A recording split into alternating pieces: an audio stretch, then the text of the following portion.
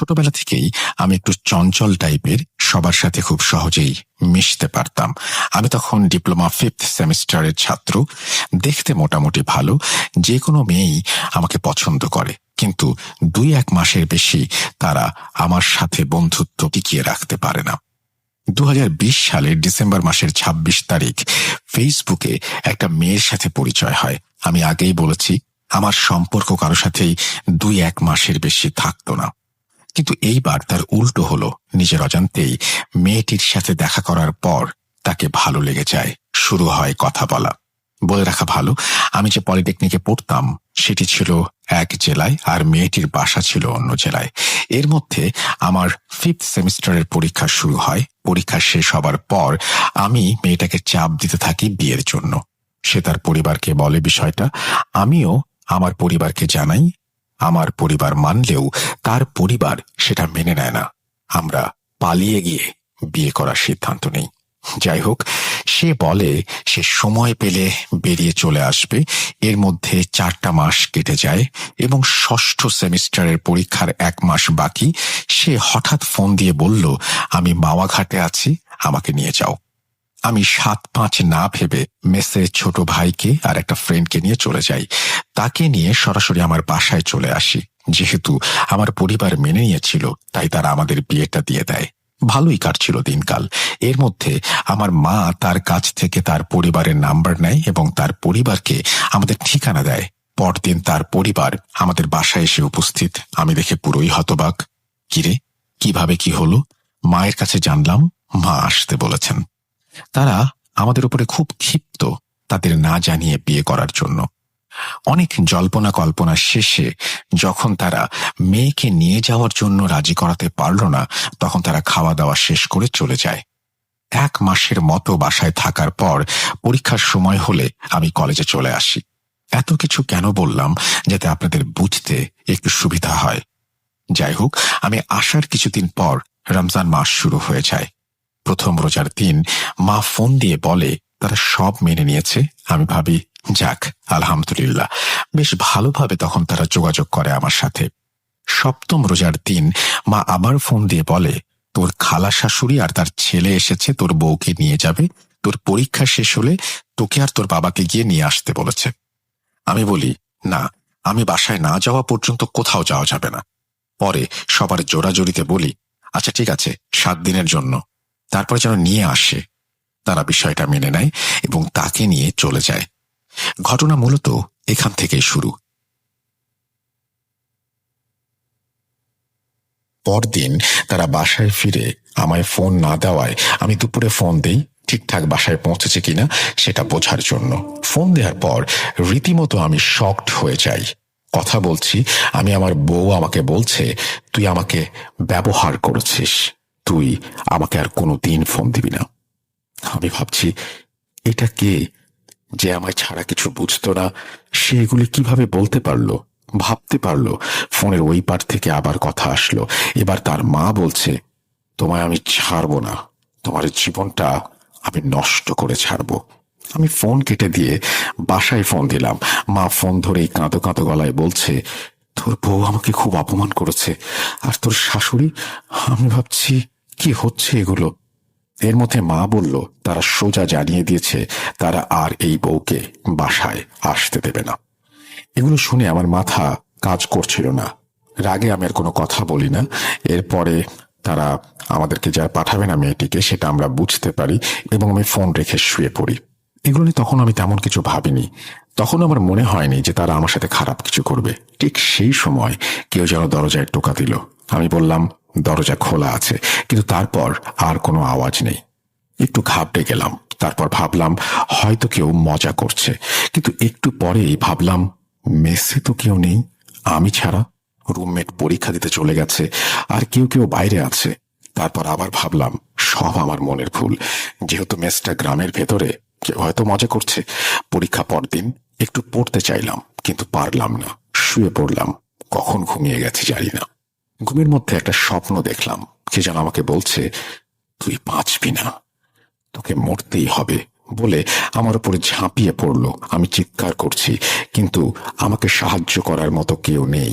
আমি হঠাৎ এক সময় খেয়াল করলাম যে আমার ওপর ঝাঁপিয়ে পড়ল সে আর কেউ নয়, আমার স্ত্রী। আমি ভয় পেয়ে গেলাম আর বললাম, তুমি? তারপর আর কিছু মনে নেই। আমার যখন ঘুম ভাঙে তখন আমি তাকিয়ে দেখি আমি মেস মালিকের বাসায়, পাশে ছোট ভাই বন্ধুরা দাঁড়িয়ে আছে। আমি বললাম, আমি এখানে কিভাবে?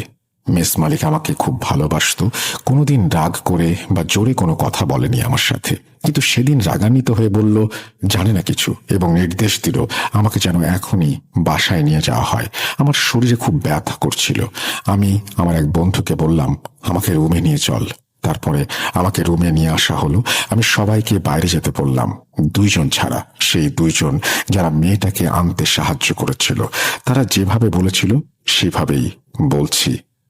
আমার বন্ধু বলছে, তোর বাসায় যে সমস্যা হয়েছে, তোর বউকে নিয়ে গেছে, আন্টি আমাদের 2 জনকে ফোন করে সেটা বলেছে।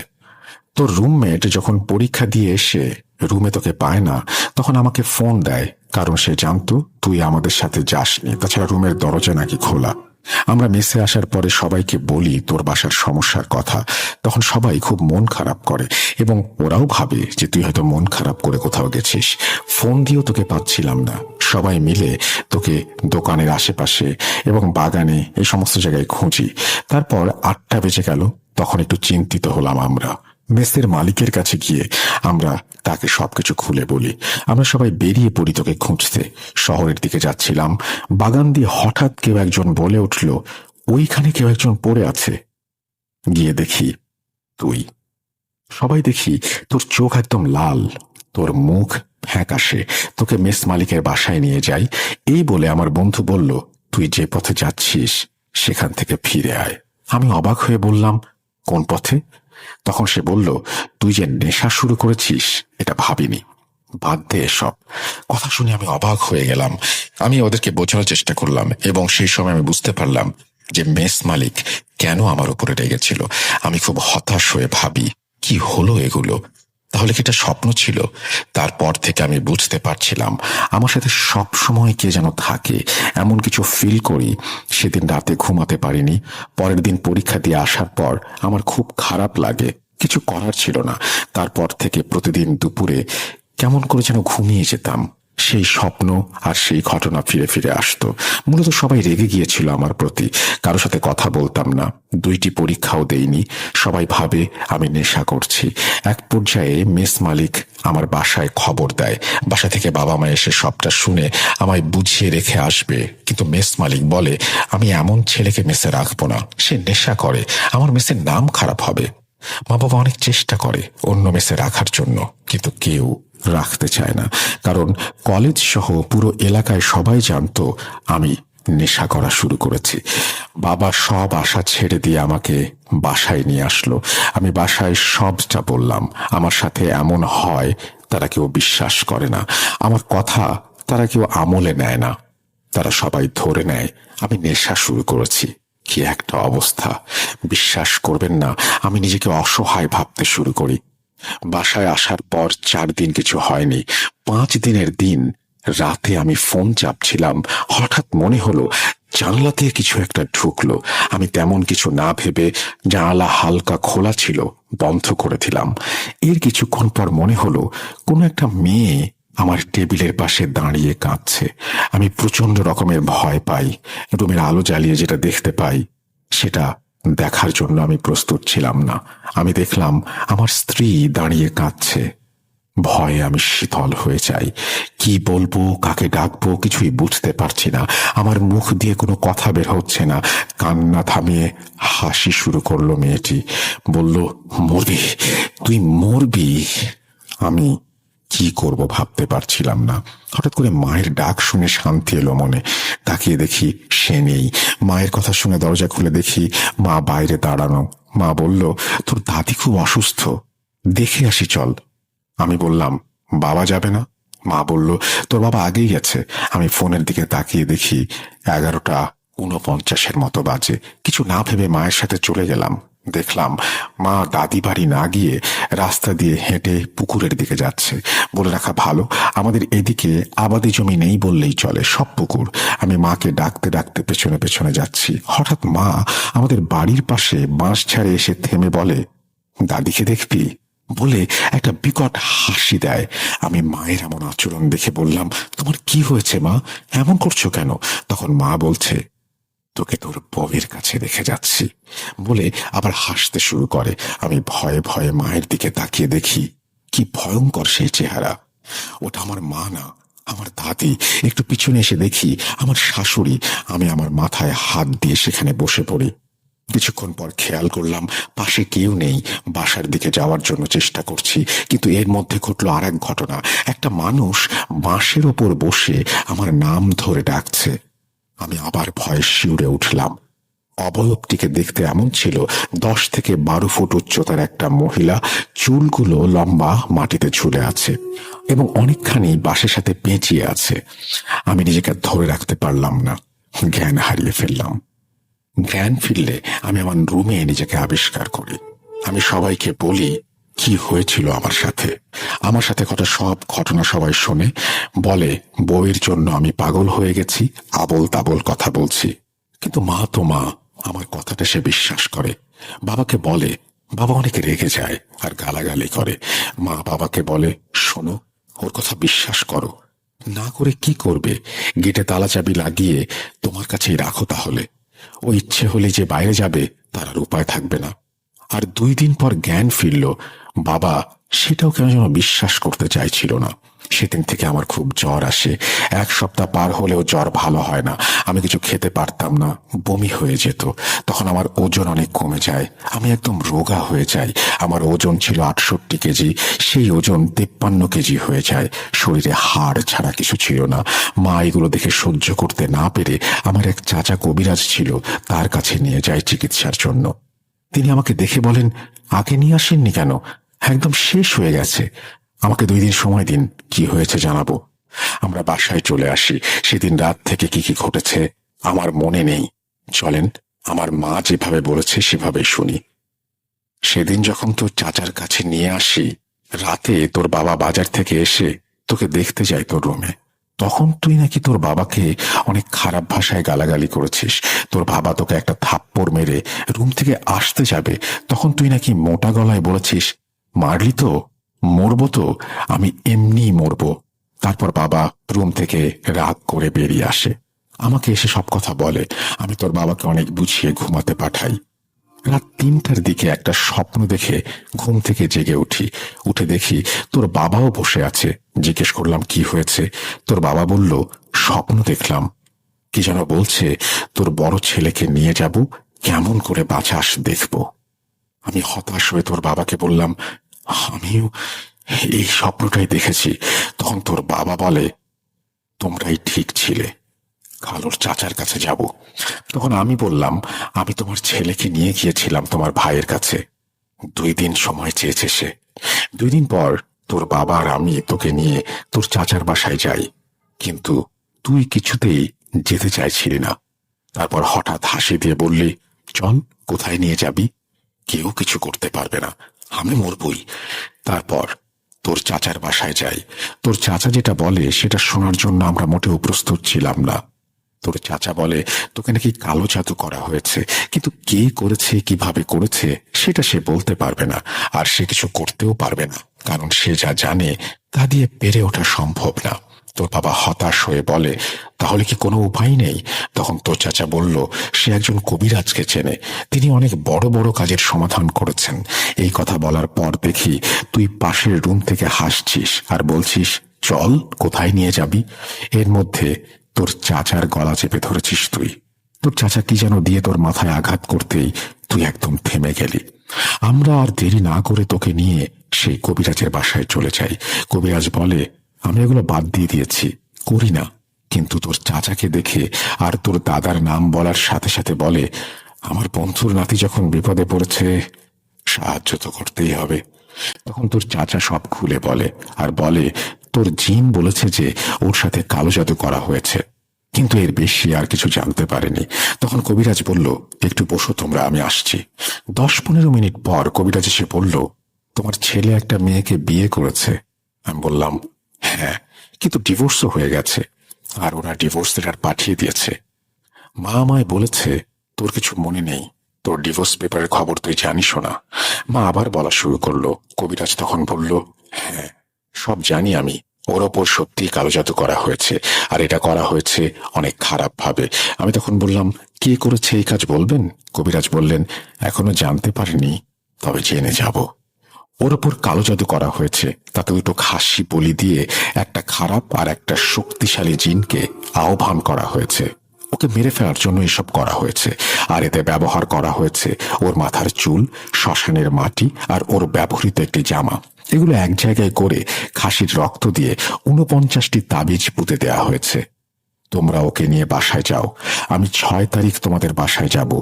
আর 2টি তাবিজ দিয়ে বলে, এগুলোর মধ্যে একটা ওর হাতে বেঁধে দাও আর একটা দরজার সামনে রাখবে। তখন আমি বলি, ঠিক আছে, কিন্তু এই কাজ কে করেছে, আর আমার ছেলের চুল আর জামা কোথায় পেল তারা? তখন কবিরাজ বলে, সব 6 তারিখে জানতে পারবে। আমরা বাসায় চলে আসি, কিন্তু ভুল করে ফেলি একটা, সেটি হলো তাবিজ একটা হারিয়ে ফেলি। আর একটা তো কবিরাজ নিজেই তোর হাতে পরিয়ে দিয়েছিল, তাই ওটা তোর হাতেই ছিল। তোর চাচা বলে, ওর সাথে তো তাবিজ আছে, কিছু হবে না, আল্লাহ ভরসা। কবিরাজের বাসায় থাকতে তুই কোনো কথা বলিসনি। বাসায় আসার পর তোর চাচার কথা শুনে বিকট শব্দে হাসি দিয়ে গালি দিতে শুরু করলি। কিছু করতে পারবি না, যা যা তোরা যা, আমার কোনো সমস্যা নেই। ভাবছিলাম তাবিজ দেয়া আছে, তাই কোনো সমস্যা হবে না, কিন্তু দ্বিতীয় তাবিজের কথা মনেই ছিল না। সকালেও তুই স্বাভাবিকভাবে খাবার খেলি, কিন্তু কে জানে দুপুরে এত বড় ক্ষতি হয়ে যাবে।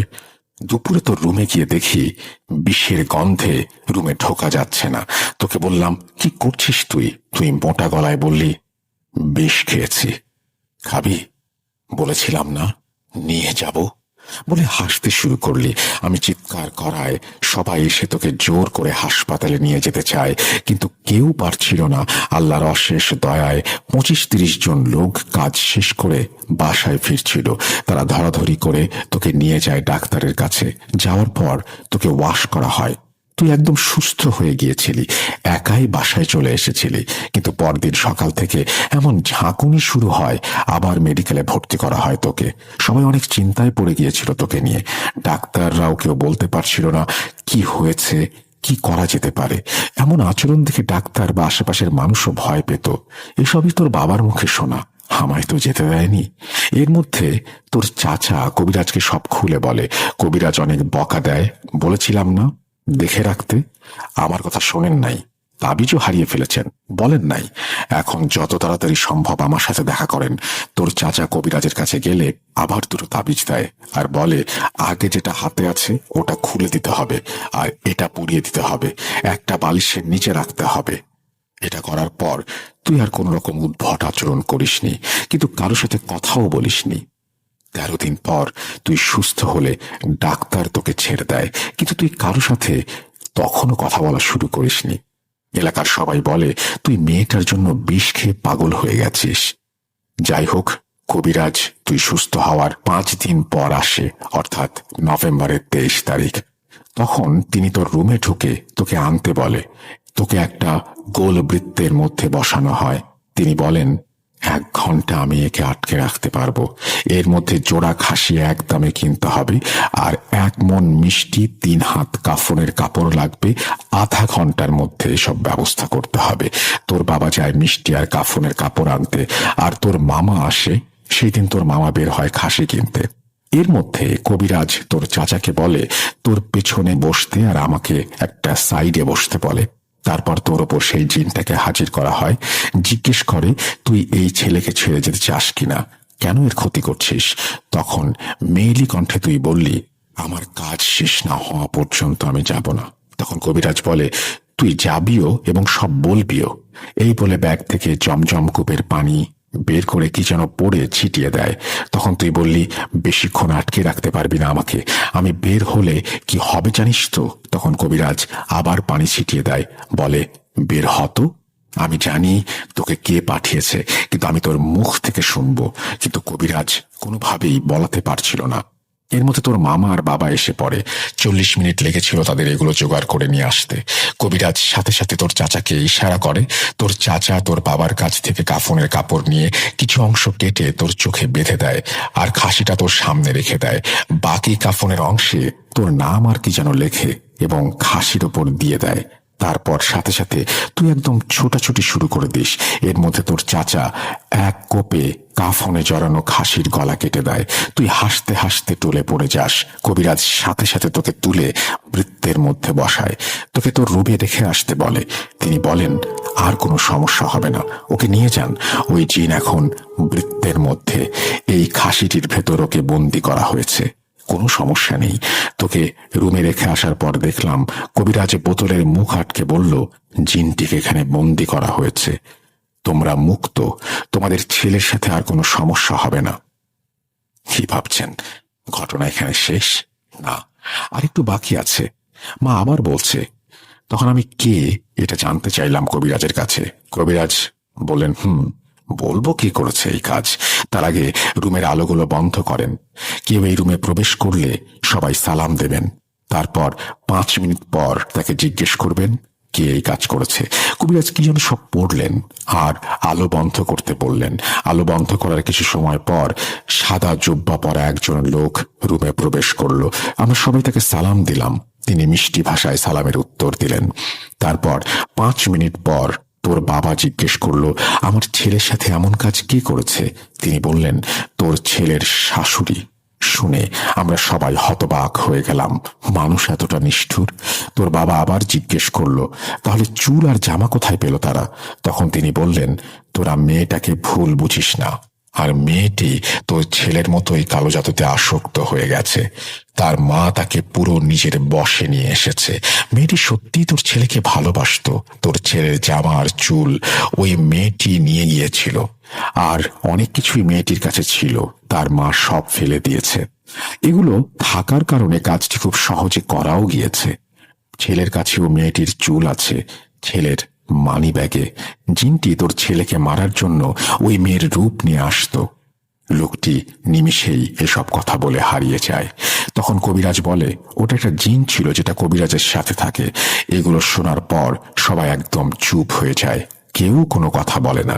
কবিরাজ তার কাজ শেষ করে তাকে একটা তাবিজ দেয়, আর 2 মাস গরুর মাংস খেতে বারণ করে। তাকে হাদিয়া দিতে গেলে মুচকি হাসি দিয়ে বলে, লাগবে না, আমি কাজটা করতাম না, বাদ দিয়ে দিয়েছিলাম। এগুলো কিন্তু আমার বন্ধুর নাতি, এই জন্যই করেছি। এই বলে কবিরাজ চলে যায় আর তোকে দেখে রাখতে বলে। মায়ের মুখ থেকে এগুলো শুনে আমি ভাবি, আমায় পছন্দ ছিল না, ভালো কথা, কিন্তু এগুলো করে আমাদের বিচ্ছেদ ঘটানোর খুবই কি দরকার ছিল? এগুলোর তো কোনো প্রমাণ থাকে না, তাই কোনো রকম অভিযোগও কারো কাছে করা যায় না। আমার বাবা ক্ষিপ্ত হয়ে তাদের ওপর কালো জাদু করতে চেয়েছিলেন, কিন্তু মা বলেন, কি দরকার? যেটা ওরা করেছে আমরাও যদি তাই করি, আমার ছেলে তো বেঁচেই গিয়েছে। এটা মহাপাপ। আল্লাহ আমাদের মাফ করুন। কেউ যদি পাপ করে থাকে তাকেও মাফ করুন। আসলে আমরা জেনে শুনে কেন পাপ করব? কালো জাদু কি জিনিস আমরা হাড়ে হাড়ে টের পেয়েছি। এই কাজ কেউ করবেন না, খুবই খারাপ কাজ। আমি এখনো অসুস্থ, আমার জন্য সবাই দোয়া করবেন। অসুস্থ অবস্থায় লিখলাম, সিলেক্ট হলে জানাবেন, আর লেখায় ভুল ত্রুটি হলে ক্ষমা সুন্দর দৃষ্টিতে দেখবেন। এই বলে তিনি তার ঘটনা শেষ করেছেন। ধন্যবাদ আপনাকে আপনার ঘটনার জন্য। আশা করছি আমাদের এই ঘটনাটি যারা শুনলেন তাদেরও ভালো লেগেছে। আমরা সরাসরি চলে যাব আমাদের পরবর্তী ঘটনায়। আশা করছি আমাদের সঙ্গেই থাকবেন।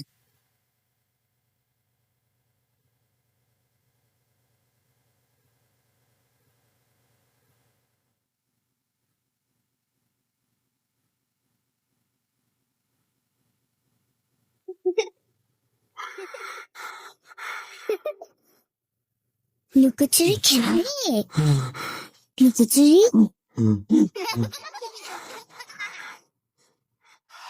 তুমি লুকাও, আমি ঠিকই তোমাকে খুঁজে পাবো।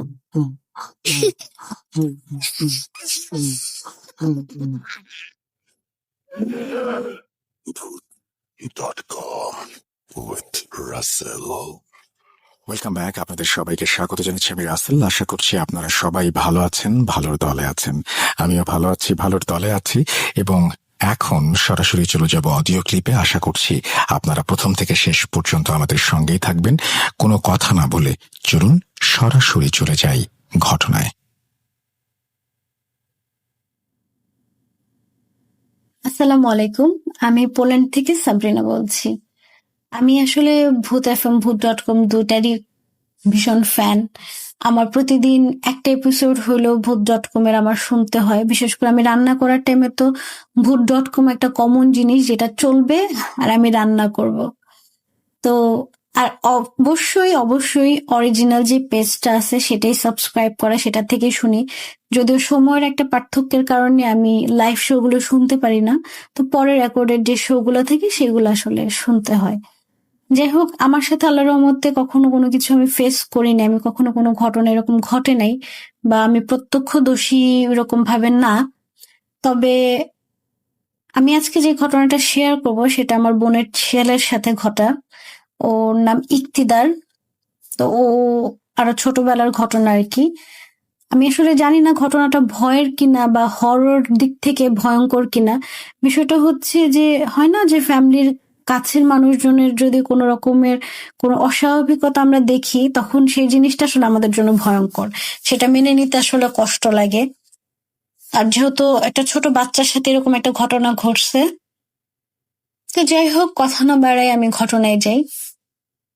ঘটনাটা হচ্ছে, আমরা প্ল্যান করি যে আমরা সাজেক যাব ঘুরতে। তো আমি, আমার বোনের হাজবেন্ড, ওই ছোট বাবু ইক্তিদার, তারপর আমার আরো অন্যান্য বোনের মেয়ে ছেলে সবাই একসাথে, মানে ভাগ্না ভাগ্নি সবাই একসাথে প্ল্যান করি যে আমরা সাজেক ঘুরতে যাব। তো সাজেক যাওয়ার টাইমে যে ঘটনাটা হয়, এটা হয়তো বা অনেকে জানেন, আমি জানি না। আমি ওইবারই প্রথম আমার সাজেকের ট্যুর। এরপর আমরা আসলে বাসা থেকে কখনো কারো মনে টানে নাই, এরপর আমরা সাজেকের দিকে যাই ওই ঘটনার পরে। তো আমরা যখন যাচ্ছিলাম, তো সেই টাইমে একটা জায়গাতে সবগুলো বাস থামছে এক সিরিয়ালে। তো অন্যান্য জেলা থেকে যে সমস্ত বাসগুলো আসছে, সবগুলো একসাথে দাঁড়া করানো। ফজরের আজানের, তো আমরা জানি না যে কেন দাঁড়া করানো। তো সেই টাইমে আমরা জিজ্ঞেস করছিলাম যে কেন এখানে বাস কেন ওয়েট করতেছে। তখন এক কথা দুই কথাই শুনি যে এখান থেকে বাসগুলো সব ফজরের আজানের পরে, তারপরে সামনের দিকে যাবে, খাগড়াছড়ির দিকে ঢুকবে আর কি। তো ওয়েট করতেছিল। তো ওই টাইমে আমার আপু ওয়াশরুমে যাবে, তো ওয়াশরুমে যাওয়ার জন্য সে নামে বাস থেকে। তো ওয়াশরুম থেকে আসার পরে দেখতেছে যে জিজু আর ইক্তিদার দাঁড়ানো। তো ইক্তিদার জিজুর কোলে। তো এমন টাইমে হুট করে ইক্তিদার, তখনও কিন্তু ফজরের আজান পড়ে নাই, তারও আগে, হুট করে ইক্তিদার ভাও ভাও এরকম বলে হাত দিয়ে একটা জায়গা দেখাইছে। আর সাথে সাথে ওর পুরো শরীর ঝাড়া দিছে, বলে মানে শরীর ঝাড়া দিয়ে উঠছে। তো আপু ভাবছে যে ওর হয়তো বা ঠান্ডা লাগতেছে। তো আপু জিজুরে বলতেছে যে ইক্তির আব্বু চলো আমরা বাসের ভিতরে চলে যাই, ইক্তিদারের হয়তো বা ঠান্ডা লাগতেছে। আবার সেই টাইমটা হয়তো বা নভেম্বর ডিসেম্বরের দিক ছিল, আমার আসলে টাইমটা ঠিক খেয়াল নেই, তবে হ্যাঁ ঠান্ডা ঠান্ডা ছিল ওয়েদার। তো বাসের মধ্যে চলে আসে। তো ছোট মানুষ, আমরা আসলে বুঝি নাই যে ও আসলে কিছু দেখে ভয় পাইছে বা কিছু, আমরা জানি না। তো আমরা ওই টাইম পর্যন্ত আমরা কিছুই জানি না। এটা হচ্ছে জিজু আর সীমা অপুর সামনে এই ঘটনাটা, মানে আমার আপুর সামনে এই ঘটনাটা ঘটছে। তো তারা বাসে চলে আসে। তো বাস ফজর আজানের পরে রওনা হয়ে আমরা খাগড়াছড়িতে নামি। খাগড়াছড়িতে নামার পর যেটা হয়, আমরা নেমে একটা খাবার হোটেলে ঢুকি। ঢোকার সাথে সাথে হয় কি, ইক্তিদার একদম মানে হুট করে ও খিঁচনি দেওয়া শুরু করে। ঠিক আছে, ফার্স্টে হয় ওর শরীর হাত পা একদম ছেড়ে দিছে, এরকম হাত পা ছেড়ে দিছে। তো এই অবস্থাতে আপু ওরে কোলে নেওয়া। তো দেখতেছে যে ও খিঁচনি দিচ্ছে, মানে এটা আমাদের চোখের সামনে দেখা, যে ওই এরকম ভাবে খিঁচনি দিচ্ছে। ওর হাত পা আমি দেখতেছি যে সোজা হয়ে গেছে। ওর মুখ দিয়ে লিটারালি ফেনা বের হওয়া শুরু করছে, আল্লাহ মাফ করুক। মানে এত ভয়ঙ্কর ছিল এই দৃশ্যটা, আমাদের জন্য এত কষ্টদায়ক ছিল যে একটা ছোট বাচ্চা, ওর এরকম একটা সিন আমরা দেখতেছি ওই টাইমটাতে। আমরা তো ভয়ে শেষ, আল্লাহ আল্লাহ করতেছি, সূরা পড়তেছি, ফু দিচ্ছি। কি করবো আমরা ওই টাইমে? ওইখানে আমরা ফার্স্ট টাইম গেছি, আমরা জানিও না হসপিটাল কোন দিকে, কিচ্ছু বুঝতেছি না। মানুষজন একদম জড়ো হয়ে গেছে। এই অবস্থায় জিজু কি করলো, ওরে জ্যাকেট দিয়ে জাস্ট ভোরে টাইট করে ঠান্ডার মধ্যে দৌড় দিছে বাইরের দিকে, যে ওরে হসপিটালের দিকে নিয়ে যাবে।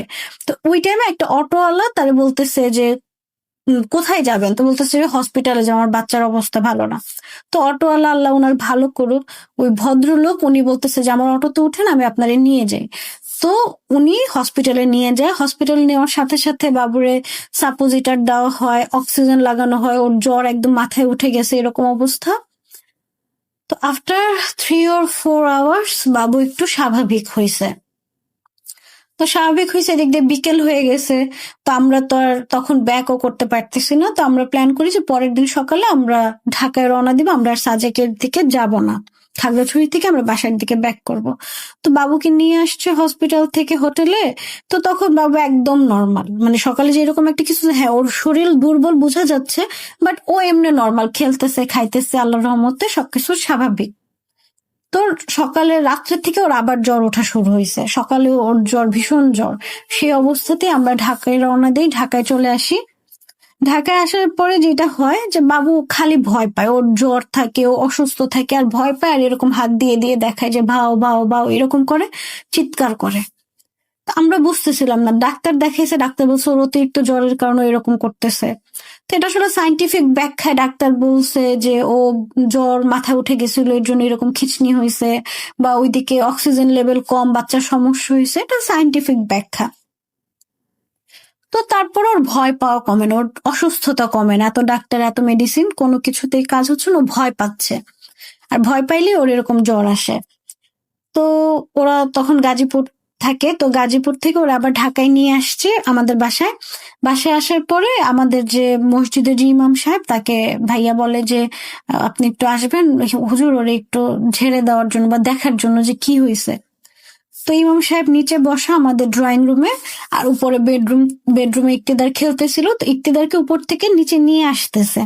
তো ও জাস্ট সিঁড়ির এক সাইড থেকে ইমাম সাহেবকে দেখছে, দেখে ও চিৎকার শুরু করছে।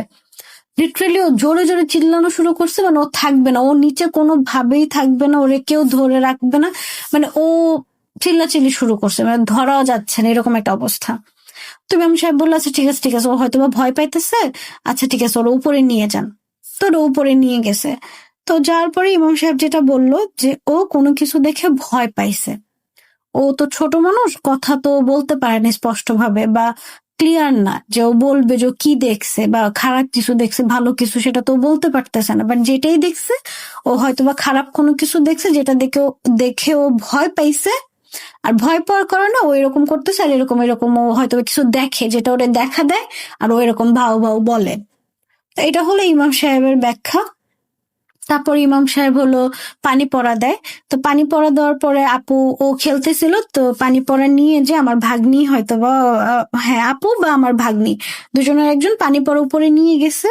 যাওয়ার পর ও খেলতেছিল, উল্টা দিকে ফিরে আর কি ও খেলতেছে। তো পিছন থেকে জাস্ট ওর গায়ে পানি পড়াটা ছিটা দেওয়া হয়, আর ও চিৎকার করে ওঠে, এমন ভাবে চিৎকার যে রাগ করতেছে, মানে খুব বিরক্ত হয়েছে, এরকম একটা ওর অ্যাটিটিউড ছিল ওই টাইমটায়। তো এরপরে আল্লাহর রহমতে ওদের বাসায় গাজীপুরে ইমাম সাহেবের যাওয়ার কথা ছিল বাসা বন্ধ করার জন্য। তো সেই টাইমে রাস্তার কাজটা যারও অনেক আগের ঘটনা যেহেতু, তো টাইমেরও একটা বিষয় ছিল, যাওয়া হয় না। তো তবে এখান থেকে নাকি কিভাবে বাসা বন্ধ করা যায়, তো ওইভাবে ইমাম সাহেব বাসাটা বন্ধ করে দিছে। তো আর পানি পড়া দেয়। আল্লাহর রহমতে দেখা গেছে এরপর থেকে বাবুর যে ভয় পাওয়ার যে বিষয়টা, সেই জিনিসটা রিকভার হয়েছে, আল্লাহর রহমতে সুস্থ ছিল, মানে রিকভার করছে আর কি। এখন আমি জানি না এটা ভয়ের ঘটনা বা ভয়ঙ্কর কোনো কিছু বা কি, তবে যেটা আমরা যতটুকু শুনছি বা যতটুকু দেখছি সেই প্রেক্ষিতে বললাম। কারণ ও যদি কোনো কিছু নাই দেখতো, বা ওর সাথে যদি কোনো কিছু নাই হইতো, ও হয়তো বা এরকম ভাবে হাত দিয়ে দিয়ে দেখায় কোনো কিছু বলতো না যে ও, মানে ওখানে কিছু একটা আছে, ও ভয় পাচ্ছে, এই জিনিসটা হয়তো ও প্রকাশ করতে পারতো না, বা ও ইমাম সাহেবকে দেখে এত রিয়াক্ট করার কিছু ছিল না, বা পানিটা দেওয়ার কারণে ওর রিয়াক্ট করার কিছু ছিল না। এখন বাকিটা আল্লাহ ভালো জানে। তবে আলহামদুলিল্লাহ বাবু সুস্থ আছে, এখন তো স্কুলে যায়, মাশাল্লাহ বড় হয়ে গেছে। তো সবাই দোয়া করবেন যেন বাবু সুস্থ থাকে, ভালো থাকে।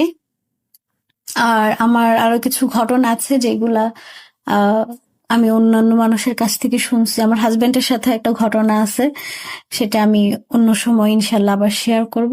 সবাই ভালো থাকবেন। আল্লাহ হাফেজ, আসসালামু আলাইকুম।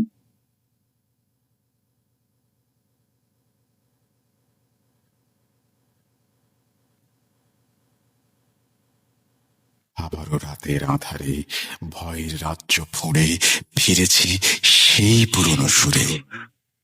বিশ্বাস করা বা না করা আপনার ব্যাপার, but the old music comes alive. Put.com. The fear returns with Russell. Welcome back. আপনাদের সবাইকে স্বাগত জানাচ্ছি আমি রাসেল। আশা করছি আপনারা সবাই ভালো আছেন আর ভালোর দলে আছেন। আমি পরবর্তী ঘটনায় যাচ্ছি কথা না বাড়িয়ে, এবং যেভাবে লেখা আছে সেভাবেই শুরু করছি। আসসালামু আলাইকুম রাসেল ভাই ও প্রিয় লিসেনার, আশা করি আপনারা সবাই ভালো আছেন। আমি মোহাম্মদ শাহাদাত খান। আমার বাড়ি সিরাজগঞ্জ জেলার কামারখন্দ থানার ছোট ধোপাকান্দি গ্রামে। আজকে আমি যে ঘটনাটি শেয়ার করব সেই ঘটনাটি আমি আমার নানার কাছ থেকে শুনেছি, এবং আমার নানা শুনেছে তার দাদার কাছ থেকে। লেখায় ভুল ত্রুটি হলে ক্ষমা সুন্দর দৃষ্টিতে দেখবেন। বেশি কথা না বলে ঘটনায় চলে যাওয়া যাক। ঘটনাটি ঘটে 1907 কি 8 সালে। ঘটনাটি যার সাথে ঘটে তার নাম মোতালেব। মোতালেবের দাদা ছিলেন একজন কবিরাজ। তার নাম ছিল বন্দি মিয়া। এই বন্দি মিয়া কাজগুলো করে থাকত 1600 জিনের সাহায্যে। মোতালেব ছিল অনেক সাহসী, তাই সে 1600 জিনের সর্দারকে হাজির করা শিখতে জিদ ধরে। বন্দি মিয়া মানা করে এবং বলে, তোর বয়স হয়নি, তোকে শেখানো যাবে না, তুই ভয় পাবি। কিন্তু মোতালেব তা শুনতে নারাজ। তাই বন্দি মিয়া বাধ্য হয়ে মোতালেবের বাবাকে বলে, তোমার ছেলে তো বায়না ধরেছে 1600 জিনের সর্দারকে হাজির করা শিখবে, তুমি কি বলো? মোতালেবের বাবা বলে, ছেলের তো অনেক সাহস, শিখতে চাইছে, শেখাও। তুমিই তো কাজ করাও, সবকিছু শিখিয়ে যাও, কাজকর্ম করে খেতে পারবে।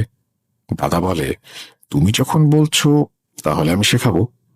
এরপর দাদা মোতালেবকে ডেকে পাঠায় এবং বলে, তাহলে তুই শিখবি, ভয় করা যাবে না, কিন্তু ভয় করলে তুই মারা যাবি। মোতালেব বলে, ভয় পাও কেন, তুমি শেখাও। দাদা বলে, এটা তো একদিনে শেখানো যাবে না, 7 দিনে শেখাতে হবে। মোতালেব বলে, আচ্ছা ঠিক আছে। প্রথম দিন দাদা মোতালেবকে ডেকে পাঠায় এবং বলে, আজকে রাত্রে রেডি থাকিস, আজকে অল্প কিছু শেখাবো। মোতালেব সারাদিন কাজকর্ম করে দাদার কাছে যায় এবং বলে, কি শেখাবা শেখাও। দাদা তাকে একটা দোয়া শেখায় এবং বলে, পাশে যে ময়না বাড়ির ভিটে আছে ওইখানে গিয়ে এই দোয়াটা পড়তে হবে এবং একটা গোল বৃত্ত আঁকতে হবে। বৃত্তের ভেতরে জায়নামাজ পেরে জায়নামাজের ওপর তসবিহ হাতে বসে পড়তে হবে এবং দোয়াটা পড়তে হবে এবং কোনো ভয় পাওয়া যাবে না। মোতালেব দাদার কথা মতো রাত 1টার দিকে সেখানে যায় এবং দাদার শেখানো কাজগুলো করে। কিছুক্ষণ পর সে দেখতে পায় বৃত্তের চারপাশে অনেক পিঁপড়া ঘোরাঘুরি করছে এবং এক পর্যায়ে তারা চলে যায়। ফজরের আজান হলে মোতালেব বাড়ি ফিরে আসে। দাদা সকালে এসে বলে, নাতি রাতে কি দেখলা? মোতালেব বলে, অসংখ্য পিঁপড়া এবং মাজুল। দাদা বলে, ভয় পেয়েছ? মোতালেব বলে, না, পিঁপড়া দেখি কেউ ভয় পায়?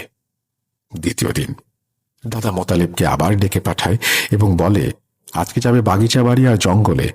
তো মোতালেব আগের দিনের মতোই সেখানে যায় এবং কাজগুলো করে এবং সে কিছুক্ষণ পর দেখতে পায় তার চারপাশে অসংখ্য সাপ। পিঁপড়াগুলোর মতোই সাপগুলো বৃত্তের চারপাশে ঘোরাফেরা করছে এবং তারা চলে যায়। ফজরের আজান হলে মোতালেব বাড়ি ফিরে আসে। তৃতীয় দিন দাদা মোতালেবকে পুনরায় বসতে বলেন। মোতালেব সেদিন যায় এবং অনেক ভাল্লুক ওই দিন তার বৃত্তের চারপাশে ঘোরাঘুরি করে। চতুর্থ দিন দাদা মোতালেবকে বলে, আজকে যেতে হবে মুগবেলাই কবরের পাশের ভিটায়। মোতালেব সেখানে যায় এবং বসে থাকে আর দেখতে পায় বড় বড় হাতি। হাতিগুলো ঘোরাঘুরি করে একটা সময় চলে যায়। পঞ্চম দিন দাদা মোতালেবকে বলে, আজকে যেতে হবে বসির তালুকদারের জঙ্গলে। মোতালেব সেখানে বসে।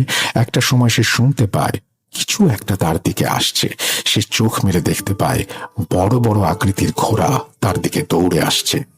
ঘোড়াগুলো তার কাছে আসে এবং চারপাশে ঘোরাঘুরি করে। ষষ্ঠ দিন দাদা তাকে বলে, আজকে যেতে হবে কালীবাড়ি। আগের দিনের মতোই সে বৃত্ত এঁকে তার ভেতরে জায়নামাজ বিছিয়ে তসবিহ হাতে বসে থাকে এবং সে দেখতে পায় এটা প্রতিদিনের চেয়ে একটু ভিন্ন।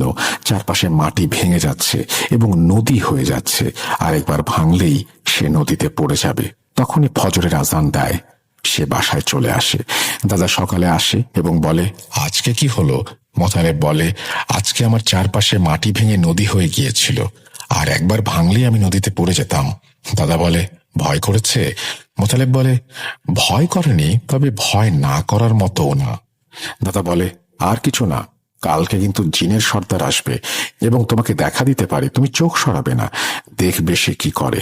তো সে এবার সপ্তম দিন ফকির বাড়ি জঙ্গলে যায় এবং রাত 1টার দিকে বৃত্ত এঁকে জায়নামাজ বিছিয়ে তসবি হাতে বসে থাকে। একসময় সে দেখতে পায় 4 বেহারের একটা পালকি তার দিকে এগিয়ে আসছে এবং তার সামনে এসে পালকিটা থেমে যায়। পালকির ভেতর থেকে কর্কশ কণ্ঠে ধমক দিয়ে কেউ একজন বলে, এই বেটা, প্রতিদিন ডাকছিস কেন? মোতালেব বলে, আমি ওস্তাদি শেখার জন্য আপনাকে ডেকেছি। পালকির ভেতর থেকে বলে, ওস্তাদি শিখবি? মোতালেব বলে, জি। কিছুক্ষণ চুপ থেকে সে একটা ধমক দেয়, পুরো জঙ্গল কেঁপে ওঠে। মোতালেব চমকে ওঠে। পালকির ভেতর থেকে রাগী কণ্ঠে বলে, আমার ধমকই সহ্য করতে পারছিস না, আবার ওস্তাদি শিখতে চাস? এটা বলে সজোরে একটা থাপ্পড় দেয় মোতালেবের বাম গালে। বাম গালের চাপা ডান গালের সাথে এসে যেন লেগে যায়। মোতালেব জ্ঞান হারায়। সকালে দাদা আসে এবং মোতালেবের বাবাকে বলে, মোতালেব কই? মোতালেবের বাবা বলে, মোতালেব তো এখনো আসেনি। দাদা বলে, তাহলে ওকে নিয়ে আসতে ফকির বাড়ির জঙ্গলে যেতে হবে। পরে কয়েকজন মিলে সেখানে গিয়ে দেখে মোতালেব অচেতন অবস্থায় পড়ে আছে। তাকে বাড়িতে নিয়ে আসা হয়। জ্ঞান আসলে তাকে জিজ্ঞেস করা হয় কি হয়েছিল। মোতালেব ধীরে ধীরে বলতে শুরু করে রাতে কি হয়েছিল। সব শুনে দাদা বলে, আমার আর কিছু করার নেই, তোমার ছেলে আর 7 দিন বাঁচবে। এবং দাদার কথা মতো মোতালেব 7 দিন পরে মারা যায়। দাদা নাতি হারানোর বেদনায় 16 জিনের সর্দারকে গ্রামের ভেতরে যাওয়ার রাস্তার পাশে গাব গাছে বন্দি করে। গ্রামের লোকজনকে বলে, শনিবার এবং মঙ্গলবার সাবধানে চলাচল করবে, এখানে 16 জিনের সর্দার আছে। গ্রামের লোকজন বিশ্বাস করে না। এর মাঝ থেকে একজন বলে ওঠে, এখানে যদি সত্যি 16 জিনের সর্দার থাকে তাহলে আমাদের দেখাতে হবে, তবেই আমরা বিশ্বাস করব। দাদা বলে, অমাবস্যা পূর্ণিমা রাতে দেখবা। তারপর অমাবস্যা পূর্ণিমা রাতে গ্রামবাসীকে নিয়ে গাব গাছের কাছে যায় এবং বলে, 16 জিনের সর্দার দেখা দাও, গ্রামের লোকজন তোমাকে দেখতে চায়। তারপর গ্রামের লোকজন দেখতে পেল যে গাব গাছে 1 পা এবং পাশের তেঁতুল গাছে 1 পা দিয়ে বিশাল দেহের একজন মাথায় পাগড়ি পরে লাঠি হাতে দাঁড়িয়ে আছে এবং এর মাঝে আমার নানার দাদাও ছিলেন। এই ছিল ঘটনা রাসেল ভাই। ভালো লাগলে পড়ে শোনাবেন, সিলেক্টেড না হলেও কল করে জানাবেন। এইটা বলেই তিনি তার ঘটনা শেষ করেছেন। আশা করছি যে এই ঘটনাটি আপনাদের ভালো লেগেছে। যদি ভালো লাগে অবশ্যই আমাদেরকে জানাবেন, যদি ভালো না লাগে সেটাও আমাদেরকে জানাবেন। আমরা চলে যাব আমাদের পরবর্তী ঘটনায়।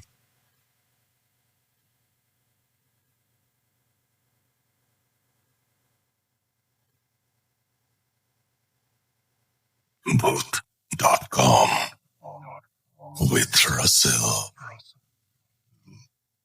Welcome back. আপনাদের সবাইকে স্বাগত জানাচ্ছি। আমি রাসেল। আশা করছি আপনারা এনজয় করছেন প্রথম থেকে শেষ পর্যন্ত। কোনো কথা না বাড়িয়ে আমরা সরাসরি চলে যাব আমাদের পরবর্তী ঘটনায়। আসসালামু আলাইকুম রাসেল ভাই, আশা করি ভালো আছেন। আমি মোহাম্মদ মাহফুজুর রহমান, আমার বাসা কুষ্টিয়াতে। আমি পেশায় একজন মাদ্রাসার স্টুডেন্ট। তো আমি সরাসরি ঘটনায় চলে যাচ্ছি। ঘটনাটি আমার সঙ্গে ঘটে যায় না। ঘটনাটি কতটা ভয়ঙ্কর, তবে ঘটনাটি আমার সঙ্গে আমার নিজের জীবনে ঘটে যাওয়া একটি বাস্তব ঘটনা। তো আমি ঘটনায় যাচ্ছি। আগে বলে রাখি, আমার আব্বু তখন প্রবাসী ছিল, আর আব্বু প্রবাস থাকার কারণে আমরা গ্রামের বাসায় চলে আসি, আমার নানীদের বাসায়। আমার নানীদের বাসা ছিল 2টা রুমের। একটা রুমে আমার নানা নানি থাকতো, আর একটা রুম ছিল ফাঁকা। তো আমরা নানীদের বাসায় চলে আসার কারণে ফাঁকা রুমটাতে আমি আর আমার আম্মু থাকা শুরু করি। তো গ্রামেও আমার অনেক খেলাধুলার সঙ্গী হয়ে যায় এর মধ্যেই। তো রাসেল ভাই, আগে বলে রাখি, আমি ছোটবেলা থেকে, আরো যখন ছোট ছিলাম তখন থেকে আমার আম্মু খেয়াল করতো যে আমি ঘুমের মধ্যে কিছু একটা দেখে, স্বপ্ন দেখে বা কিছু একটা দেখে খুব ভয় পেয়ে জোরে কান্না করে উঠতাম। আম্মু এসে আবার আমাকে ঘুম পাড়াইয়ে দিত। কিন্তু কি দেখছি বা কি স্বপ্ন দেখছি ঘুমের মধ্যে, এটা আমি মনে রাখতে পারতাম না।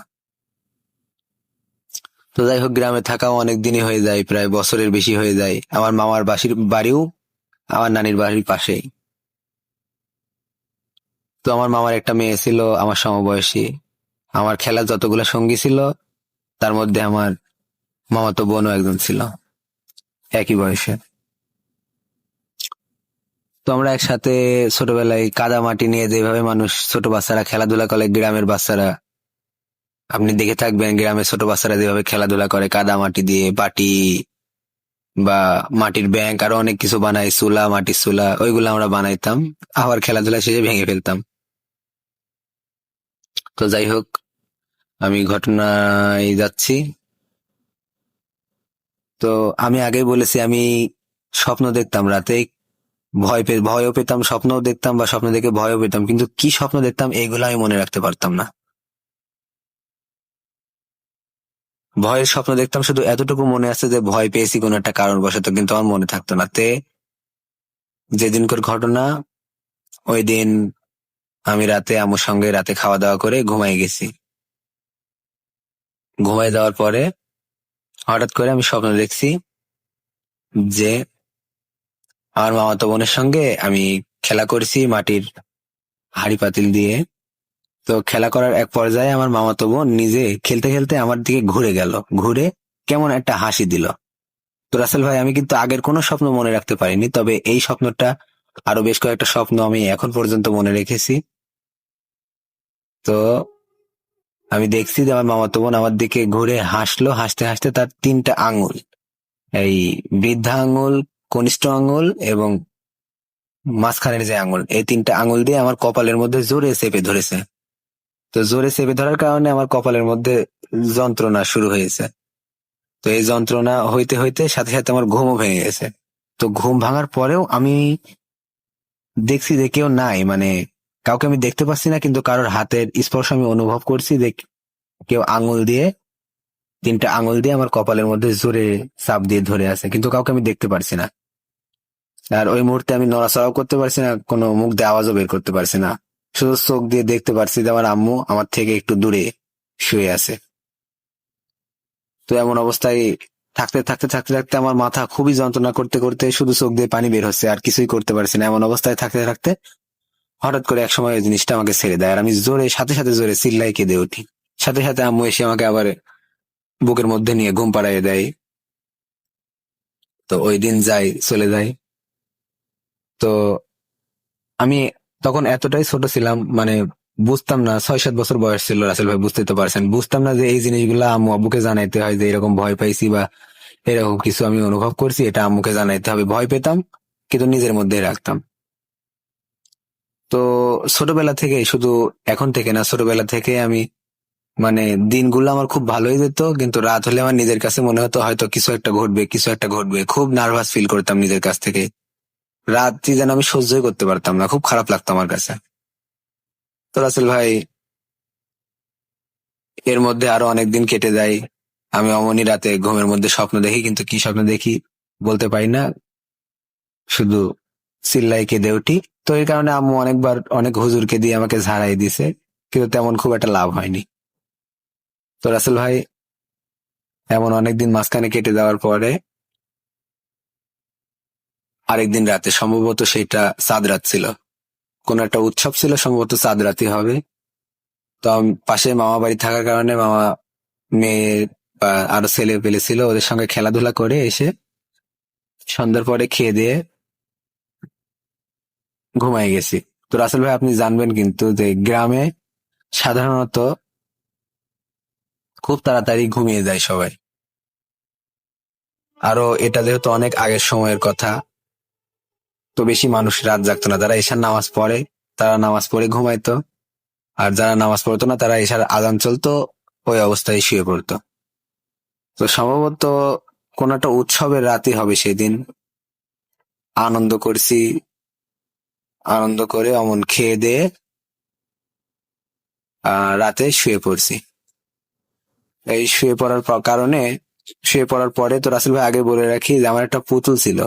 এখনকার বাচ্চারা যেমন তাদের এখন আধুনিক যুগ, অনেক খেলনা বের হয়েছে, পুতুল নিয়ে খেলা তারা খুব কমই খেলেছে, মোবাইল নিয়ে পড়ে থাকে বা আরো অনেক জিনিস নিয়ে তারা পড়ে থাকে। তো আমাদের সময় রাসেল ভাই পুতুল ছিল, তুলা দিয়ে তৈরি করা পুতুল ছিল। তো ওই পুতুল নিয়ে খেলাধুলা করতাম। তো আমার একটা পুতুল ছিল কালো কালারের, অনেক সুন্দর। পুতুলটা আমার খুব প্রিয় ছিল। পুতুলের দুইটা চোখ পুঁতি দিয়ে আঁকানো, পুঁতি দিয়ে গাঁথা দুইটা চোখ ছিল, আমার খুব ভালো মনে আছে, এখনো আমার চোখের উপর ভাসে। তো যাই হোক, সে পুতুলটা পরিত্যক্ত হয়ে গেছিল। পুতুলটা মানে নষ্ট হয়ে যাওয়ার কারণে, তুলামুলা বের হয়ে যাওয়ার কারণে আম্মু ওটা ফেলাই দেয়। তো যাই হোক, ওই পুতুলটা কিন্তু তখন আমার ঘরে ছিল না। তো হঠাৎ করে আমি ওই দিন রাতে যখন খাওয়া দাওয়া করে ঘুমায় পড়ছি, আনন্দ ফুর্তি করে এসে ঘুমানোর পরে প্রায় হয়তো মাঝরাত হবে, তখন হঠাৎ করে আমি স্বপ্ন দেখছি যে আমার বুকের উপরে সেই পুতুলটাই বসে আছে, তার দুইটা হাত আমার বুকের উপর জোরে চাপ দিয়ে।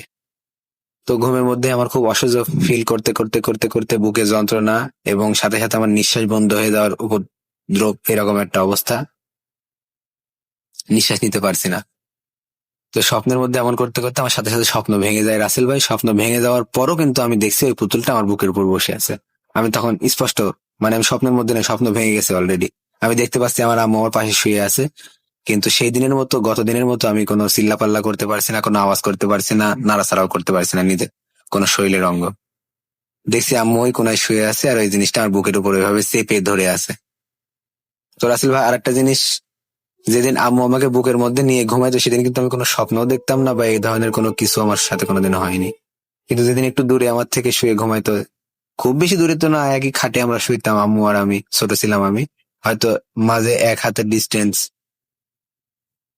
এমন হয়তো, আম্মু এমন একটু 1 হাতের ডিস্টেন্স এমনই দূরত্ব হবে শুয়ে আছে পাশে, ওই জিনিসটা আমার বুকের উপর চাপ দিয়ে বসে আছে।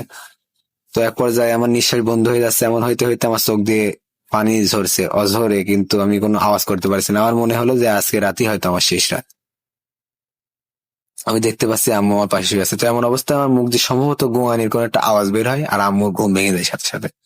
ঘুম ভেঙে যাওয়ার পরে আমি কিন্তু তখনও দেখতে থাকছি আম্মু যে আমার কাছে সরে আসছে, আমার বুকের উপর তার হাতটা রাখছে। আমি তখনও দেখতে পারছি যে ওই পুতুলটা আমার বুকের উপর আছে, কিন্তু আম্মু কোনো কিছু দেখতে পারছে না।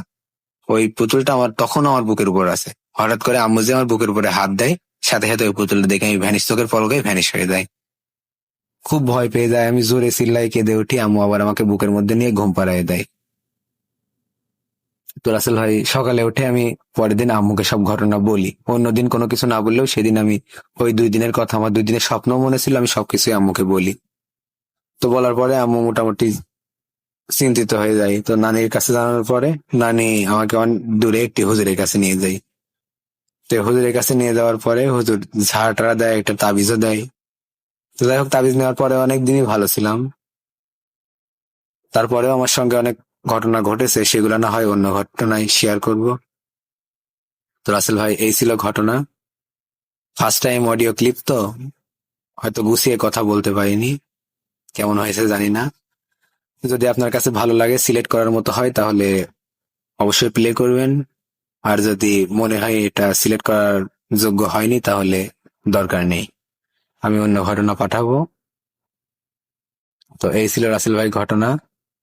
আমি এখন বর্তমানে হাফেজি শেষ করেছি, মাওলানা পড়ছি। এই 2024 সালে আমার মাওলানাও কমপ্লিট হয়ে যাবে। সবাই আমার জন্য দোয়া করবেন, ভালো থাকবেন। আসসালামু আলাইকুম রাসেল ভাই।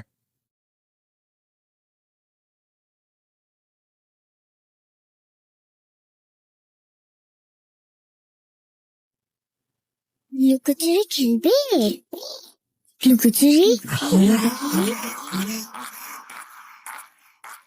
You will never be alone.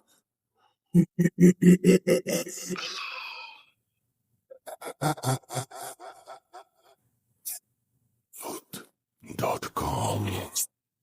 The fear returns with Russell. Welcome back. আপনাদের সবাইকে স্বাগত জানাচ্ছি, আমি রাসেল। আশা করছি আপনারা সবাই ভালো আছেন আর ভালোর দলে আছেন। আমিও ভালো আছি, ভালোর দলে আছি। আমরা আজকে বছরের প্রথম শুক্রবারে আপনাদের সামনে দারুণ একটা এপিসোড নিয়ে আসছি বলে আমরা বিশ্বাস করি। কতটুকু ভালো লাগছে বা কতটুকু আনন্দ দিতে পারছি সেটা আমি জানি না, তবে আমরা চেষ্টা করছি আমাদের সাধ্যমতো আপনাদেরকে আনন্দ দেওয়ার জন্য। এখন আমরা সরাসরি পরবর্তী ঘটনায় যাব। আশা করছি এই ঘটনাটি আপনাদের ভালো লাগবে। যেভাবে লেখা আছে আমি সেভাবেই পড়ে শোনাচ্ছি। আসসালামু আলাইকুম রাসেল ভাই, আশা করছি আপনি ভালো আছেন, কারণ আপনি সব সময় ভালোর দলেই। আমি মোহাম্মদ আনিসুর রহমান, বাসা নওগাঁ জেলার মহাদেবপুর উপজেলার নওহাটা মোড় নামক গ্রামে। আমি খুব একটা বেশি কথা বলতে পছন্দ করি না, তাই আমি আমার ঘটনায় সরাসরি চলে যাচ্ছি। 90 দশকের ঘটনা। ঘটনাটি আমার প্রতিবেশী এক চাচার সাথে ঘটেছে। চাচার নাম ছিল এমদাদুল। সেই সময়ে এমদাদুল চাচার অনেক অভাব ছিল। তার সংসারে ছিল 4 বছরের এক ছেলে, ওনার বউ এবং উনি। অভাব অনটনে তাদের দিন চলছিল। তাই তিনি রাতের বেলাও কাজ করতেন, আবার দিনের কিছু সময়েও কাজ করতেন। রাতের বেলা যেটা করতেন সেটা হলো চাউলের মিলে ধান ভাঙা। তো তখন অটোমিল ছিল না। যেই মালিকের চাউল মিলে কাজ করত সেই মালিকের দিনের বেলা আবার ধানের জমিতে কাজ করত। ওই মালিকের আর এমদাদুল চাচার বাড়ি লাগালাগি গ্রাম হওয়ায় দিনের বেলায় কাজ করত। তো এরকম কাজ করেই তার সংসার চলছিল।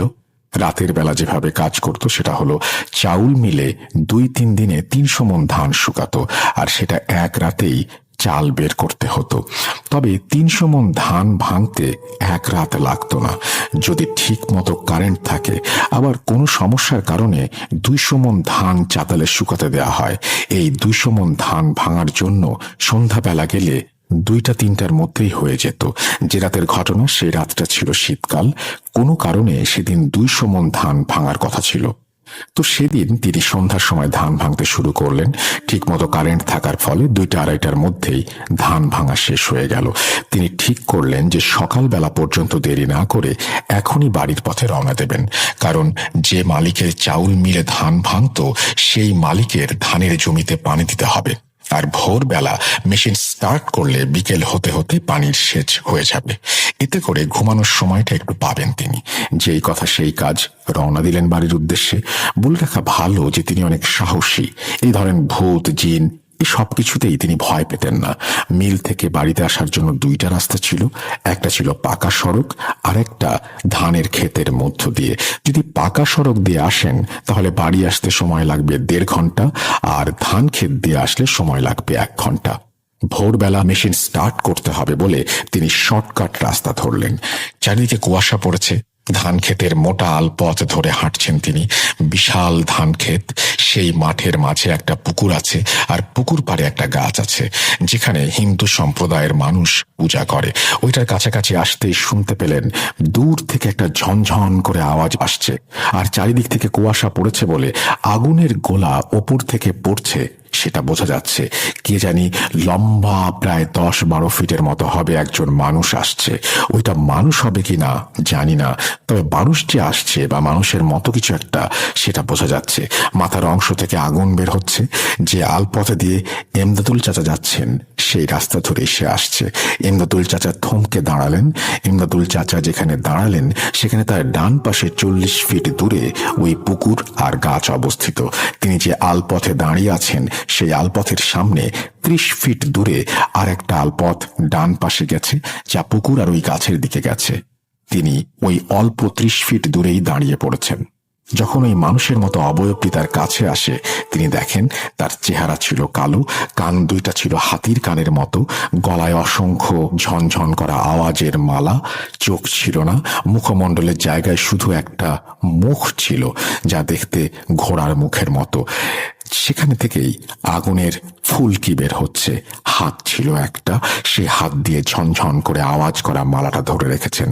এমদাদুল চাচার মনে হয় এই প্রথম ভয়ে শরীর কাঁপুনি দিয়ে উঠল। আর এরকম ভয় পাওয়ারই কথা। এর আগে যতগুলোর সাথে তার দেখা হয়েছে তাদের কারোরই এরকম অগ্নিমুখ ছিল না। গ্রামের মানুষ জানে এসব এন্টিটি নাকি আগুন দেখলে কাছে আসে না, কিন্তু এটার ক্ষেত্রে বিপরীত। এটা তিনি কল্পনাও করেননি।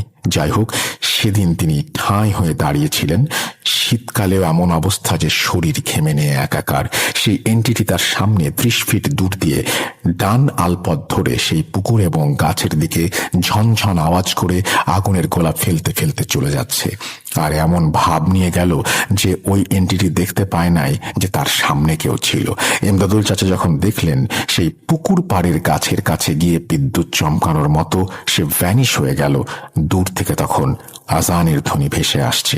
এমদাদুল চাচা সেখানে কতক্ষণ দাঁড়িয়েছিলেন তিনি বুঝতে পারেননি। 2-2.5 ঘন্টা কিভাবে কেটে গেল তিনি খেয়ালই করেননি। অতঃপর তিনি সেখান থেকে দ্রুত হাঁটা শুরু করেন। তার ঠিক 10-12 দিন পরের ঘটনা।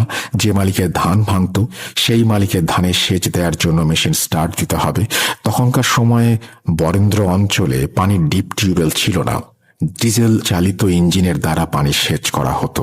দিনের বেলায় নিজের বাড়ির কিছু কাজ থাকায় তিনি সিদ্ধান্ত নিলেন যে দিনের বেলা সেচ না দিয়ে রাতের বেলা সেচ দিবেন।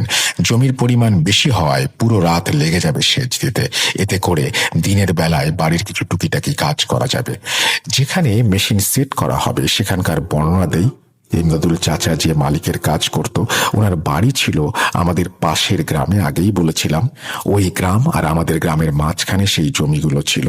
আর ওই জমির পাশে একটা পুকুর ছিল, আর পুকুর পাড়ে কবরস্থান ছিল। ওই কবরস্থানের পাশে নলকূপ স্থাপন করা ছিল। যাই হোক, তিনি সন্ধ্যার আগেই মেশিন স্টার্ট দেন। তারপর তিনি ঘুরে ঘুরে সব জমির আলপথগুলো কেটে দিলেন। সব শেষে রাতের খাবারের জন্য তার বাড়িতে আসলেন। খাওয়া দাওয়া শেষ করে যখন তিনি যাবেন, তখন তার 4 বছরের বাচ্চা তার পেছনে লেগেছে। সেও যাবে তার সাথে। অনেক কিছু বোঝানোর পরেও বাচ্চা যাবেই, কি আর করা। তিনি সাথে নিয়ে গেলেন। আর হ্যাঁ, সেই মেশিন রাখার জায়গাটা বাঁশের বেড়া দিয়ে ঘেরা, ওপরে খড়ের চালা, 2 চালা বিশিষ্ট। সেখানে একটি বুড়ি এন্টিটি দেখা যেত। এমদাদুল চাচা সেটা আগে ভাগেই জানতেন। এর আগেও অনেকবার পানি সেচ দিতে গিয়ে মুখোমুখি হয়েছেন। তবে ওই বুড়ি শুধু মজার ছলে ভয় দেখানোর চেষ্টা করত। বুড়িটি দেখতে ছিল খুবই জীর্ণ শীর্ণ, কঙ্কাল প্রকৃতির, ধপধপে সাদা। এমদাদুল চাচা তার ছেলেকে সেই মেশিন ঘরে নিয়ে গেলেন। কিছুক্ষণ বসে থাকার পর ছেলে ঘুমিয়ে পড়ল। ছেলেকে সেই মেশিন ঘরে শুইয়ে রেখে ধানের খেতে গেলেন, জমিতে পানি ঠিক মতো দেয়া হচ্ছে কিনা দেখতে। জমির সব আলপথ ঘুরে ঘুরে দেখছেন। ঠিক তখনই তার কানে মেশিন ফেল করার আওয়াজ আসলো। তিনি বুঝতে পারলেন মেশিনের পানি ফেল করেছে। তিনি তাড়াতাড়ি মেশিন ঘরে আসলেন। এসে দেখেন মেশিন বন্ধ। তিনি ভাবছেন মেশিন ফেল করলে তো শুধু পানি উঠবে না, মেশিন তো বন্ধ হবে না। কিন্তু মেশিন বন্ধ হলো কিভাবে? আর ছেলে তো ঘুমিয়ে আছে। হঠাৎ দেখলেন ঘরের চালা নেই। তিনি জানতেন এটা বুড়ির কাজ, কারণ এর আগে বুড়ি এইভাবে চালা উড়িয়েই ভয় দেখাতো। বুড়ি এন্টিটি বলেছিল যে যখন আমি এখান থেকে কোথাও যাব, তখন এই মেশিন ঘরের চালা উড়িয়ে নিয়ে যাব, আবার যখন আসব তখন চালাটা উড়িয়ে নিয়ে আসব। ভয় যেন না করা হয়। এটা ভাবতেই খুব ঝড় শুরু হলো। আর সেটা কেবল সেখানেই ঝড়ের মতো বাতাস বইতে শুরু করলো। ইমদাদুল চাচা বুঝতে পারলেন যে বুড়ি আসছে। আর বুড়ি তার সামনে ভাসমান অবস্থায় এসে বলল, কিরে, ভয় পেয়েছিস? চাচা বলল, ভয় পাবো কেন, কিন্তু এরকম করা কি উচিত? আমার ছেলেকে নিয়ে এসছি। বুড়ি বলল, আচ্ছা ঠিক আছে, আর হবে না। তখন ইমদাদুল চাচা রাগান্বিত হয়ে বললেন, তুমি এরকম চালা উড়িয়ে নিয়ে যাচ্ছ, মেশিন বন্ধ করছো কেন? তখন বুড়ি বলল, আমি কিছু করিনি রে, আমার এক নাতি এসেছিল, সে এরকম করেছে। তোর সাথে নাকি দেখা হয়েছিল কয়েকদিন আগে, তাই সে মজা করে এমনটা করেছে। তখন ইমদাদুল চাচা বলল, তোমার নাতি আবার কে? কোন দিন দেখা হয়েছিল আমার সাথে? বুড়ি বলল, তুই ধান ভেঙে আসছিলি মাঠের ক্ষেতের ভেতর দিয়ে, তখন দেখা হয়েছিল। ইমদাদুল চাচা বললেন, হো, এবার বুঝেছি। বুড়ি বলল, তার বুকের মাঝখানে একটা চোখ ছিল যা তুই দেখতে পাসনি, কিন্তু সে ঠিকই দেখতে পেয়েছে। মেশিনের নলটার মুখে মাটি লাগিয়ে আয়, তোর আর কষ্ট করে হ্যান্ডেল দিতে হবে না। একটা স্টার্ট দিলেই পানি উঠবে, আর টিউবওয়েলে পানি তুলতে হবে না। আপনারা জানেন কিনা জানি না, সেই মেশিনগুলোতে পানি তুলতে হলে নলকূপের মুখে একটা ছোট টিউবওয়েল লাগানো থাকে, আর সেখানে পানি তোলার পরেই মেশিন স্টার্ট দিলে তারপর পানি ওঠে। অতঃপর ইমদাদুল চাচা মেশিনের নলের মুখে মাটি লাগালেন। তারপর তিনি দূরে গিয়ে দাঁড়ালেন। কিছুক্ষণ পর দেখলেন মেশিন একা একা স্টার্ট হয়ে গেছে। এই ছিল বাস্তব ঘটনা। এই বাস্তব অভিজ্ঞতা তিনি বলেছেন পৃথিবীতে কত রকমের অদ্ভুত ঘটনা ঘটে। এই ঘটনাটা একটা অবিশ্বাস্য ঘটনা যে একজন বৃদ্ধ মহিলা এসে এরকম ইনফরমেশন দিচ্ছেন, কিন্তু এরকম অলৌকিক ঘটনা ঘটে বলেই আমরা সেটা জানতে পারি। এবং এই ঘটনাটি নওগাঁ এলাকার, আপনারা চাইলে খোঁজ নিতে পারেন, জানতে পারেন, এবং যদি আপনারা খোঁজ নিয়ে কিছু জানতে পারেন সেটা আমাদেরকে জানিয়ে দেন। আমরা চলে যাব আমাদের পরবর্তী ঘটনায়।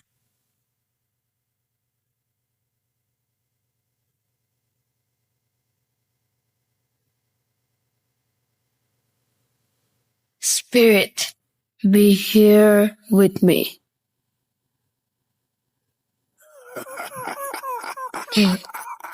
কে তুমি? Geek.com. The fear returns with Russell.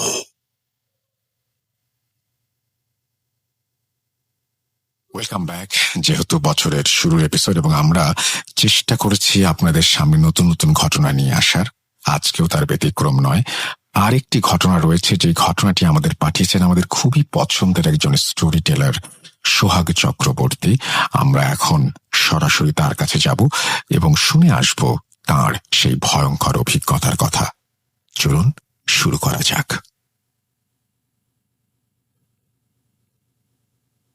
Deer listener, কেমন আছেন আপনারা সবাই? আপনারা সবসময় রাসেল ভাইয়ের সাথে কানেক্ট থাকেন, সো আপনারাও অনেক ভালো আছেন এটি আমি বিশ্বাস করি। আমি সোহাগ চক্রবর্তী যশোর থেকে অনেকদিন পর আপনাদের জন্য একটি ঘটনা নিয়ে হাজির হয়েছি। আসলে কাজের সুবাদে আমি এখন রাজশাহীতে থাকি, সো রাজশাহী থেকে যশোর ট্রেনের মাধ্যমে আমার অনেক বেশি ট্রাভেল করার প্রয়োজন পড়ে। এমনই একটি ট্রাভেলের ফাঁকে এই ঘটনাটি সাডেনলি আমার সংগ্রহে চলে আসে। কাজের ব্যস্ততার কারণে আসলে ঘটনা তেমন একটা শেয়ার করা হয় না বা সংগ্রহ করা হয় না, কিন্তু সাডেনলি এই ঘটনাটি আমার কাছে চলে এসেছে। ঘটনাটি আমার অনেক ভালো লেগেছে। আশা করছি আপনাদেরও এই ঘটনাটি অনেক ভালো লাগবে। তো দেরি করা কিসের, চলুন আমরা ঘটনাতে চলে যাই। আর ঘটনা যিনি আমার সাথে শেয়ার করেছেন, উনি এক সময়ে ট্রেন চালাতেন, ট্রেনের চালক ছিলেন। সঙ্গত কারণে ওনার নাম এবং কোন লোকেশনে এই ঘটনাটি ঘটেছে এটি আমি শেয়ার করছি না। কেন শেয়ার করছি না আপনারা ঘটনাটি শুনলে বুঝতে পারবেন। তো চলুন শুরু করি ঘটনাটি। 1994 সালের জানুয়ারি মাসের 11 তারিখ শফিকুল সাহেব ওনার বাসা থেকে রওনা হয়েছেন। উনি, আপনারা যেহেতু জানেন বা আমি আগে বলেছি, উনি পেশায় ছিলেন ট্রেনের চালক। ওনার বাসা থেকে স্টেশনের দূরত্ব 4 কিলোমিটার। আর আজ উনি যে ট্রেনটি চালিয়ে যাচ্ছেন, ট্রেনটি শিডিউল হচ্ছে রাত 1টার সময়।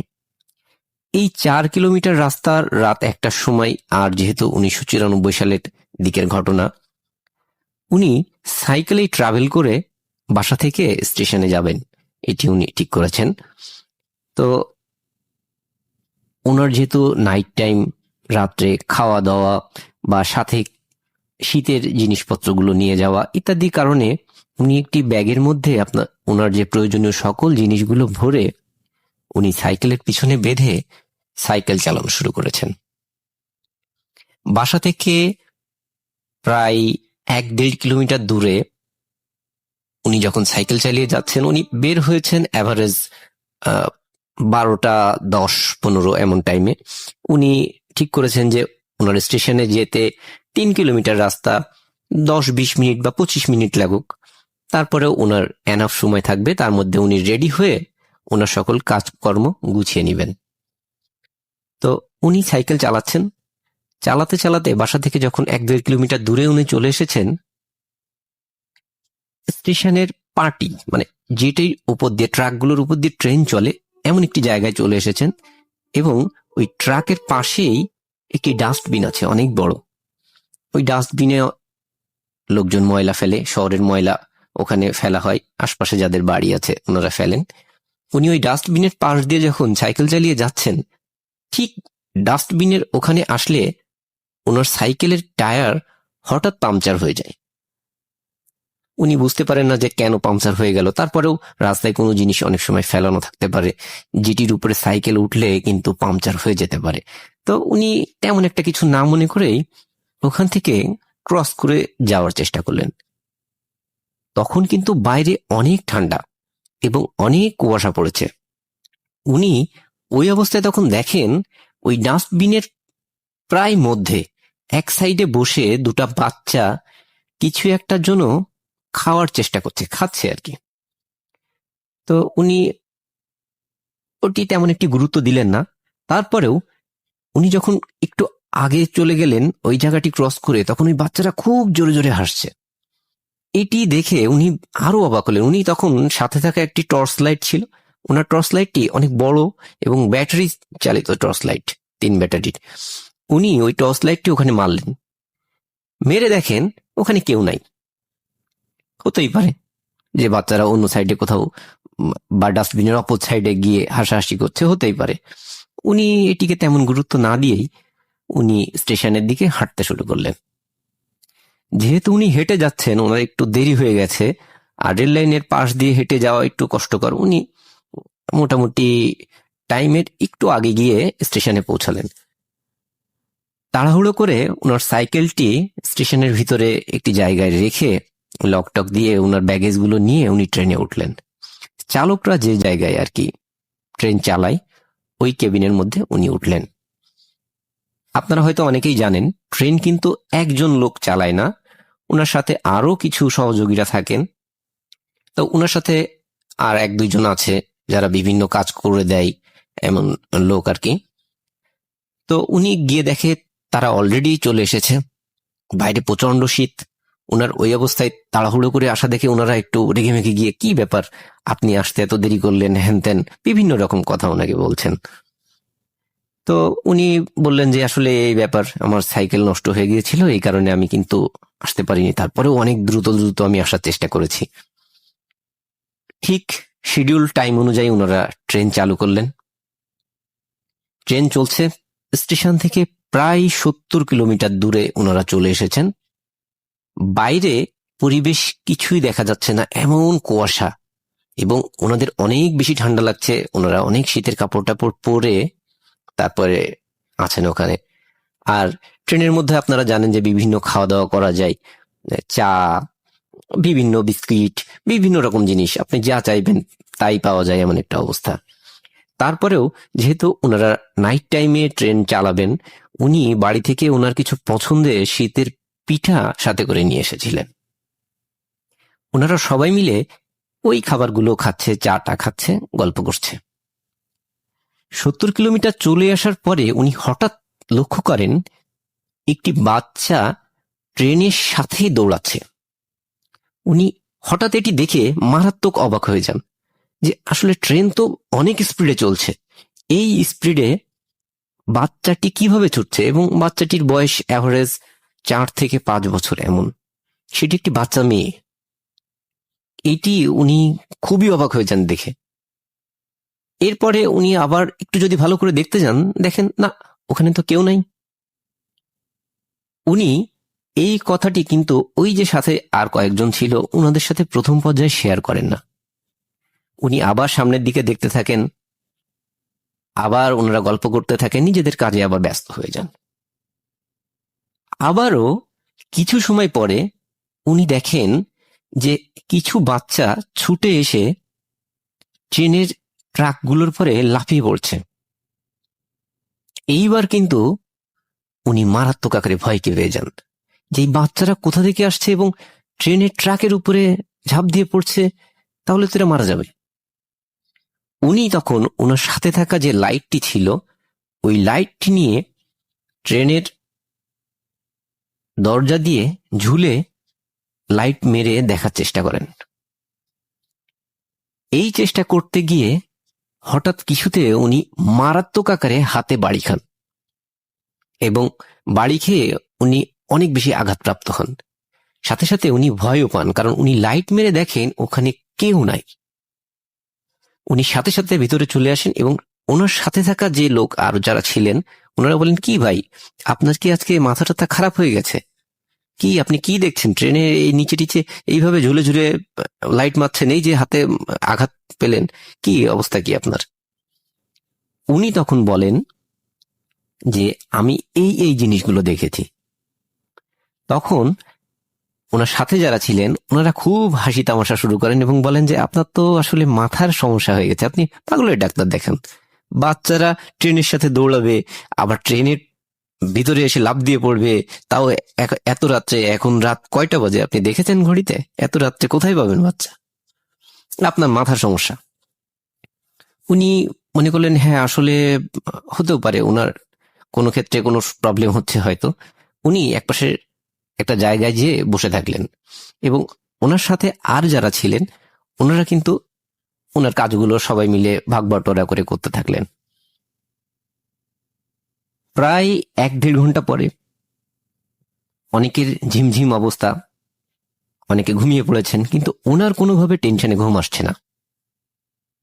উনি সামনের দিকে তাকিয়ে বসে আছেন।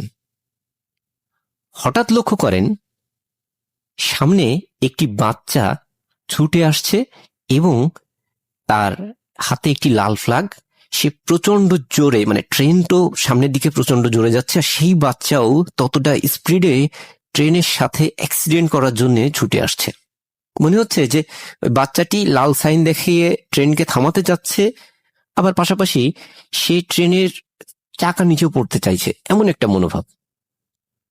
এবং ট্রেনের সামনে যে আলোটি আছে ওই আলোটিতে ওই বাচ্চাটির মুখ কোনোভাবে বোঝা যাচ্ছে না, শরীরটি কোনোভাবে বোঝা যাচ্ছে, কারণ বাইরে অনেক কুয়াশা। উনি কি করবেন না করবেন ওনার মাথায় কাজ করছে না। ওনার সাথে যারা ছিল ওনাদের উনি কিল ঘুষি মারছেন যে ওঠেন ওঠেন ওঠেন, দ্রুত ওঠেন, দেখেন কি হয়ে যাচ্ছে। কিন্তু ওনাদের ঘুম কোনোভাবেই ভাঙছে না। উনি কি করবেন না করবেন কিছুই বুঝতে পারছেন না। উনি খুব জোরে ট্রেনের হর্ন চেপে দেন এবং ব্রেক করেন, যার ফলে ওনার সাথে আরো যে কয়জন ছিল ওনারা খুব লাফ দিয়ে ঠেলে ওঠে। কি করছেন ভাই, এই বলতে বলতে তারা লাফ দিয়ে ঠেলে ওঠেন এবং ওনাকে গালাগাল করতে থাকেন। কি ব্যাপার, আপনি ফাঁকা রাস্তায় হর্ন দিচ্ছেন এবং ব্রেক চাপলেন কেন? আপনারা জানেন ট্রেন ব্রেক করলে বেশ কিছুটা দূরে গিয়ে ট্রেন থামে। তো উনি আসলে মাথায় কোনো কিছুতে কাজ করছিল না। ট্রেন যখন থেমেছে উনি সাথে সাথে ট্রেন থেকে নেমে ছুটে পিছের দিকে চলে আসেন এবং উনি দেখার চেষ্টা করেন যে আসলে কি হয়েছে, ওখানে কেউ আসলে ক্ষতিগ্রস্ত হয়েছে কিনা। ওনার এই পাগলামি আচরণ দেখে ওনার সাথে আর যে কয়জন ছিল ওনারাও নেমে ওনার পাশপাত যান যে আসলে উনি একটু আগে আঘাতপ্রাপ্ত হয়েছেন, উনি উল্টাপাল্টা করছেন, ওনার আসলে কোনো সমস্যা হচ্ছে কিনা, কোনো ক্ষেত্রে কোনো হ্যালোসিনেট হচ্ছে কিনা। ওনারা এইসব ভেবে ওনার পাশপাত ছোটেন। ওনারা পাশপাত ছুটে গিয়ে দেখেন যে উনি ট্রাকের পরে অজ্ঞান হয়ে পড়ে আছেন।